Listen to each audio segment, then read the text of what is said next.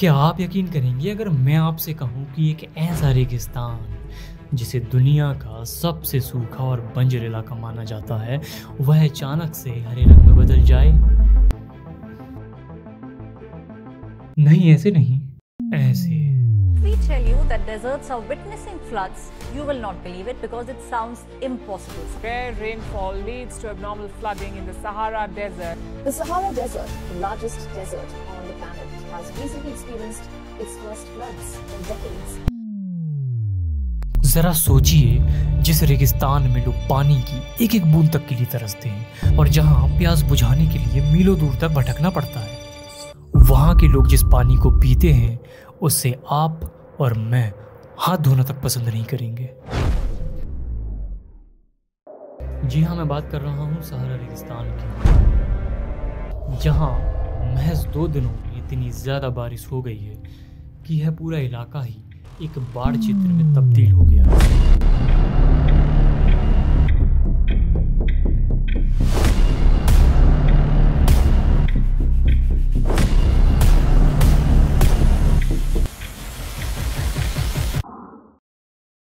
Scientist की माने तो क्लाइमेट चेंज और असामान्य मौसम परिस्थितियों के चलते ऐसी स्थितियां बनी हैं। आमतौर पर गर्म रेगिस्तानों में वर्षा तो ना के बराबर होती है और इसीलिए यहाँ बाढ़ जैसी घटनाओं का होना एक बहुत ही यूनिक बात मानी जाती है। लेकिन जब कभी भी ऐसी घटनाएं होती हैं तो ये एक गंभीर चिंता का विषय बन जाती हैं। मोरक्को के मौसम विज्ञान के अधिकारी हुसैन ओयाबेब कहते हैं कि यह एक दुर्लभ उष्णकटिबंधीय तूफान है और आने वाले वक्त में मौसम के पैटर्न को बदल सकता है और भविष्य में आने वाले और अधिक तूफानों की वजह बन सकता है। आपको बता दूं कि ये कोई पहली बार नहीं है जब सहारा ने दुनिया को चौंकाया है। बात है साल जनवरी 2019 की और साल 2021 की, जब इस गर्म रेगिस्तान में भी बर्फबारी हुई थी। जी हाँ, सही सुना आपने, बर्फ।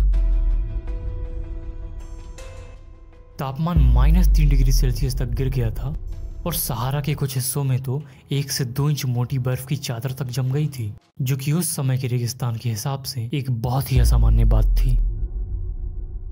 अब जो मैं आपको बताने जा रहा हूँ उसे सुनकर आपको थोड़ा सा और अटपटा लग सकता है। जरा इमेजिन कीजिए एक ऐसी झील के बारे में जो साइज के मामले में दुनिया में 4थे नंबर पर आती हो।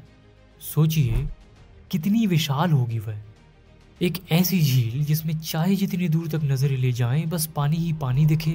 एक ऐसी झील जिसमें कई प्रजातियों के जीवों का घर हो और जहां बड़े पैमाने पर मछली पालन और नावों के जरिए व्यापार होता हो और उसके किनारे बसे कितनी ही गांव और कस्बे उस पर पूरी तरह से निर्भर हो।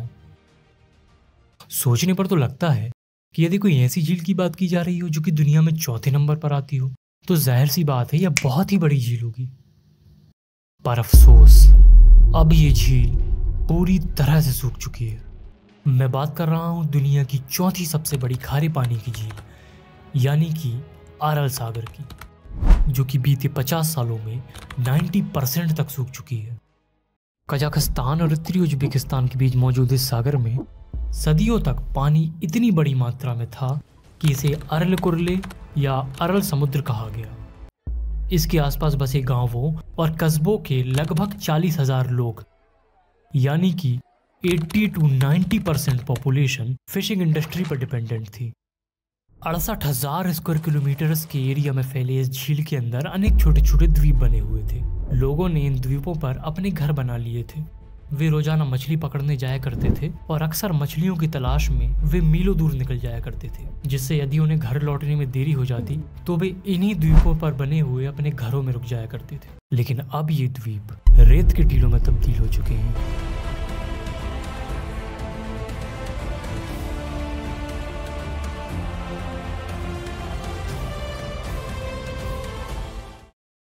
1990 के दशक तक यहाँ 10 प्रजातियों के जीव पाए जाते थे, लेकिन जैसे जैसे पानी कम होता गया यहाँ का खारापन और अधिक बढ़ता गया, जिससे वहाँ रहने वाले जीवों का जीवन और मुश्किल होता चला गया।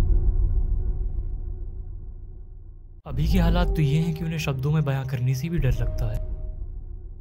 यह एक ऐसी कहानी है जिसमें एक समृद्ध जीवन के अंत की गवाही दी जा रही है। जहाँ कभी मछलियाँ तैरा करती थी वहाँ आज रेत के टीले बन गए हैं जो सिर्फ एक बेमहसूस दर्द और अनगिनत सवालों की कहानियाँ कहते हैं।